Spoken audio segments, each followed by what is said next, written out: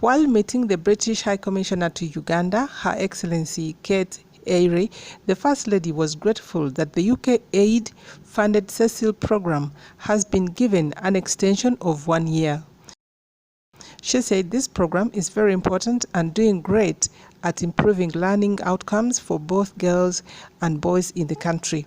She also lauded the British government and other partners in development for supporting the school-based surveillance for early identification, reporting and management of emerging COVID-19 cases in schools.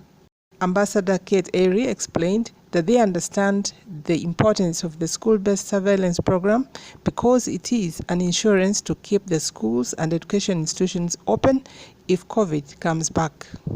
She added that currently only 18% of schools have been registered on the school-based surveillance program and called for an increase on this rate.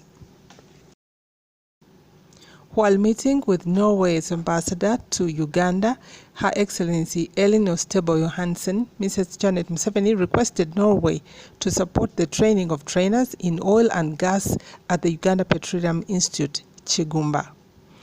Because now I'm not so confident that we're doing everything we need to do to prepare for oil and gas. And we're getting there. So, just to understand, so what you are saying is you need training of trainers. Exactly. And so it's about bringing them to Norway and getting trained and we come can back. start with that, and then we can have some of the Norwegian trainers to come here and train our people here. Because this should be ongoing courses in time, because we can't say we have trained sufficient number. It's enough. When we start producing oil and gas, we will need these people all the time. Ambassador Elin Johansen observed that her government is particularly interested in vocational training, and therefore the training of trainers could be accommodated under the institutional cooperation. Yeah. When I looked at the report from the institute, I see that they have a lot of vocational training. And I think that is crucial, and I think that is what we talked about last time. Because yes, engineers do the planning and the overall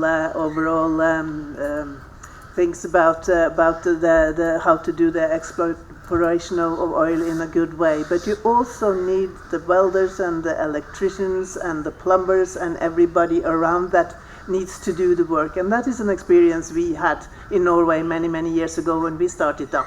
You need a lot of people doing this important job. So for me, I'm particularly interested in vocational training, but also this is something that is in the forefront of the development thinking of the new government in Norway. It's been in office for half a year now.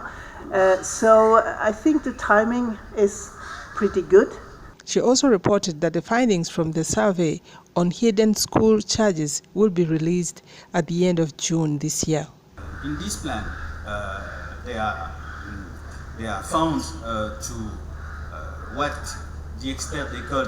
In the First Lady's meeting with His Excellency Jules Armand Nyambasu, they discussed the possibility of the French support going towards some critical projects in the education and sports sector. A stimulus package for the economy, a plan about how to support the African countries' health system, and they also plan, especially focus on two other issues, how to develop our partnership with the African scientists, because this pandemic that is not unfortunately finished, even if the situation is getting better. These include instructional materials for the new lower secondary school curriculum for Senior 3 and Senior 4, infrastructure development in schools and vocational institutes, plus equipment for technical and vocational education and training institutes.